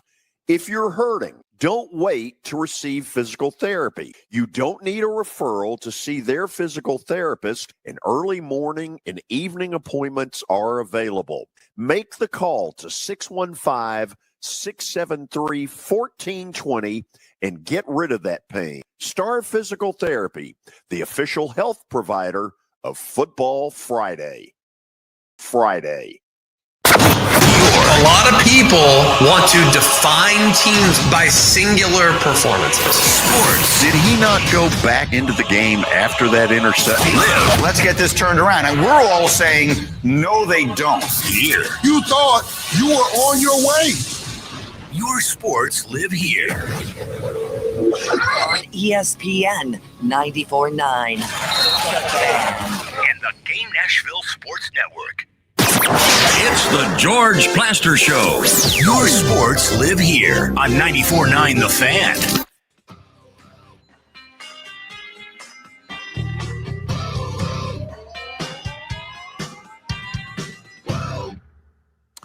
.445 is the time on a hot Wednesday afternoon. We're going to take a few more phone calls before we get to Plaster Bet of the Day, which did win yesterday, thank goodness. Jeff in Murfreesboro, welcome. Morning, George. Hey. Jerry Clare does want to first football game we ever played Mississippi, like Tony said. I know it's longer than Andy Griffith's but and everything. So, but I'm gonna make a prediction now, George. Syracuse is gonna beat Tennessee in Atlanta. They're gonna beat them. Tennessee's got too many problems. Where is Boo Carter tonight? He can't tell time. He went to Bradley Central. They searched Bradley County over. He's in Benny Monroe Stadium, taking passes from the Cleveland Blue Raider quarterback, Casey McGowan. He don't know where he's going. He don't know how to tell time. That guy don't. And Brazil, you got him. He got arrested 3 days later. He's on a practice. They got no rules up there, George. Let's be real. They don't have any rules. When you wear orange and white, you're ready for prison. You know it. Tony Robinson he was the only NFL quarterback in history. The Redskins got him out of prison. Played during that strike. And when the strike was over, get back to prison, babe. Went back to prison. You remember that? You remember Tony Robinson? You remember that, George, at the strike? Mm-hmm. Playing those bad games, the Redskins. Let me ask you this. Has your school ever had anybody in prison? Oh, no, they had problems. I'm not saying they haven't. Not me, Tennessee's had. They've had guys busted too. But when they do, they're off the team. They don't give them 6 and 7 chances. And they don't go 3 days later, they're not on the practice field practicing. I can tell you that right now. They've had guys busted too for stuff, drugs and everything else. They've had guys there was a guy that everybody knew he done it years ago. It was Stoops, but he kicked him off. He wasn't on the practice field 4 days later, fooling around. Is what he wasn't. We don't study and worry and what. Let's see. Well, I've got the information. I'll tell you in about 3 weeks. We ain't gonna do that mess. We're going to kick them off or do something. Suspend them or something. We're not going to play that game. We're not going to do it. So I mean, and then that lady ball player, she got budget. She'll probably be playing in November too. When the first tip off, she'll be playing too. That Kim Caldwell, whatever her name is, from March or wherever she coached, she'll be playing too. So I mean, you know it's true, George. You just don't want to admit it. Anything bad for Tennessee, you don't want to. I'll bet you right now, if Syracuse wins, I could take your show over 3 days. If Tennessee wins, I'll sing Rocket Top on you Tennessee Tuesday. What do you think about that bet? You want to take that? Jeff, I wouldn't let you anywhere close to this show. I know you wouldn't because I do it better than you. I know you wouldn't because I do it better than you. And don't talk about Greg Rupp. Wow. Jeff's out of here. Yeah. Said he'd do it better than you. Great. You know what? There are radio stations all over. Con one of them into hiring you. But take some voice lessons first so people know what the hell you're saying. Run through the T with the team. Oh, man. Let's go to Clay on line 3. Clay, are you there? I'm here. Good. Now, George, we've known each other for a long time. I've got just a little lead in here. I'm going to jerk your chain a little bit. I've known you since 1977 at VGA, the greatest school in the mid-state, even though I got run out there. Here we so go. I'm calling on I'm calling on Mr. Holcomb for a second. Here we go again, Clay. Yeah. BGA, the best school in the mid-state, huh? How we doing, Hoss? I'm good, man. The only thing that I have a problem with is you and George went to BGA. So here's the deal. Correct me if I'm wrong. I think George, when y'all had the issues Monday on the new number and the line wasn't hooked up or whatever, maybe I'll have to go back and listen to Monday's show. I think George gave the first three numbers as 755. Do y'all have confirmation on that at 759? You know, I can go back and check. He may be right. He may be right about that. Probably did. You've been around George since 1977. You obviously know there, Clay. Billy, can you confirm this 755 instead of 759? He's saying that I gave the wrong number Monday, and you know what? Yeah, he might be right. No, we had to set it up. It's a nice try, but I don't think. I'm saying it's possible. Anyway, George, you wanted to when I came to the thing for the Titans the first weekend, you wanted to see the preacher, and I told you the preacher was in on an Alaskan cruise, so that's why I wasn't able to come. Well, the preacher today has sent me a picture, and I know this is the second game, not the first game, but fans can look at the second game. Clark Lee's got to worry about Charleston Southern. Hopefully that's not going to be too big a worry. But our fans, supposedly, where fans from Vanderbilt are normally put first level by the goal line close to the field. Well, our fans have been put in the second level on the goal line. Maybe Virginia Tech's a little ticked off that they lost to Vanderbilt last year, so they decided to stick our fans up in the second level. Well, now, let's be honest. That goes on at most stadiums in the country, that the visiting team gets stuck in the corner of the lower deck or, just this side of the light pole. That's not really a new deal. Okay. It just, back in the day when I used to go to, some road games, I was like, I'll tell you, I will give you one example, the Chucky Mullins game. Who will forget that? Because, he was wheeled off the field right in front of the section I was sitting in on the goal line in the first level. That's where the ambulance was parked in that corner. And when that hit happened, that place was deadly silent for 20 minutes probably. You knew it was bad. You knew it was real bad. And, it stopped Brad Gaines from playing college football. Let's face it. He, quit after his junior year. It affected him that badly. And he goes to Chucky's grave. I believe it's 3 times a year. Christmas, I want to say Christmas, his birthday, and I want to say Easter. And a friend of mine that lives in White Bluff that actually works out with Brad now, has become very good friends with him, has told me that, this has really affected Brad. And Brad Gaines was a pretty good player. His brother was a pretty good player. His brother was a tackling machine at Vanderbilt. Yeah, he was a great linebacker. And their other brother was, had a long career with the Seahawks after playing the UT. Is that right? Gaines. Yep. Has Mr. Pavia had anything to do with this seating arrangement up in the second level, you think? Well, I'll say this. Just his mere presence has probably changed a few things. Only time will tell. I mean, that's why they make you play the games. Is he able to back all this talk up with something a lot of us don't see coming? Or do some teams that, put him in a bulletin board the week of make him pay dearly? Who knows? I was thinking, typically Vandy, when they go on the road in the SEC, or if they were to go on the road against Virginia Tech before Pavia got here, there wouldn't be a ton of buzz. I mean, it helps that it's a night game.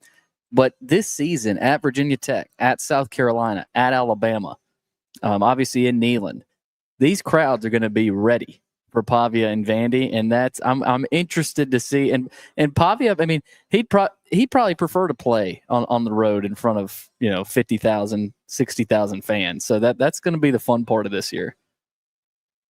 Don't forget Texas, Billy. We go to Austin too. Yep. Texas is kind of wine and cheese, though. That's not as rambunctious as some of the other crowds. I see Kelly shaking George, his head. along those lines, that's why I agree with you. I have no problem with Diego doing this behind closed doors. And I think you said this, I do have a problem with him doing it, in the limelight in front of the media. I mean, let's kind of just tone it down and play football. The kid brought a ton to this program. I support him. I'm 110% behind him and Clark Lee, but I would just tone it down a little bit. And because to me, all you're going to do is be bulletin board for the other team. That's just my opinion.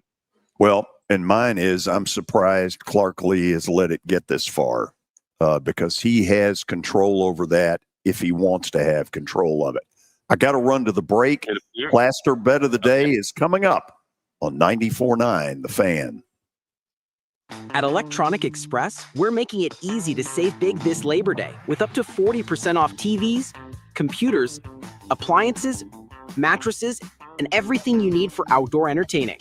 For a limited time, when you buy 2 or more qualifying LG appliances, you'll get a free 65-inch smart TV. Plus, shopping local comes with perks like free delivery and up to 24 months of interest-free financing. Visit us in-store or online at electronicexpress.com. We've got that. Hey guys, it's Big Joe from my friends over at Busy Bee. It's August. That means it's back to school time. Listen, I'm a member of the Beehive Club. You should be too. Buy one for your family and gift one free Beehive membership to a teacher, coach, faculty of their choice. Listen, this is way better than a red apple. Just go to busybeehvac.com. busybeehvac.com. Become a member. You'll love it. Busy Bee, yeah, Busy Bee. Call 775-7833. This is the energy of electrification. Available Type S high-performance variant, nearly 500 horsepower and 278-mile EPA range rating. Choose from our complimentary charging packages so you can charge how you want. The all-electric Acura ZDX. This is the energy of innovation. Acura, precision-crafted performance. Range estimates for comparison purposes only. Actual range will vary. Experience the thrill at Gary Force Acura, proud sponsor of the Nashville Predators. GaryForceAcura.com. Evan, Canty, and Michelle are unsportsmanlike. If we're going to do a quick power ranking right now of second-year QBs, you're saying Jaden 1. Yes. 2 Knicks. Correct. 3. May. Which would leave us 4 Caleb. At best. You got J.J. McCarthy and Michael Penix Jr. I would have all 3 of those guys in the hat. I wouldn't be surprised if Caleb Williams is 4th. I wouldn't be surprised if Caleb Williams was 6th. Unsportsmanlike. Weekday morning starting at 6 Eastern on ESPN Radio and on ESPN2. Now, here's your latest Fox 17 Code Red weather report. I'm Fox 17 meteorologist Greg Bobis. Our forecast high temperatures in the low to mid 90s this afternoon. Little humidity still going to be felt and a few afternoon scattered showers and thunderstorms, especially along I-40 and south. Your sports live here on the Game Nashville Sports Network. Start your engines. Nashville's biggest racing weekend is back. It's the Borchetta Bourbon Music City Grand Prix, August 30th and 31st at Nashville Super Speedway. The speed, the sound, the stars of open wheel racing are all going full throttle, and you can catch every second of the action right here on 102.5 The Game. Brought to you by Hiller Plumbing, Heating, Cooling, and Electrical. Racing takes over Music City. Don't miss a lap. Your sports live here on 102.5 The Game and the Game Nashville Sports Network. It's the George Plaster Show. Your sports live here on 94.9 The Fan.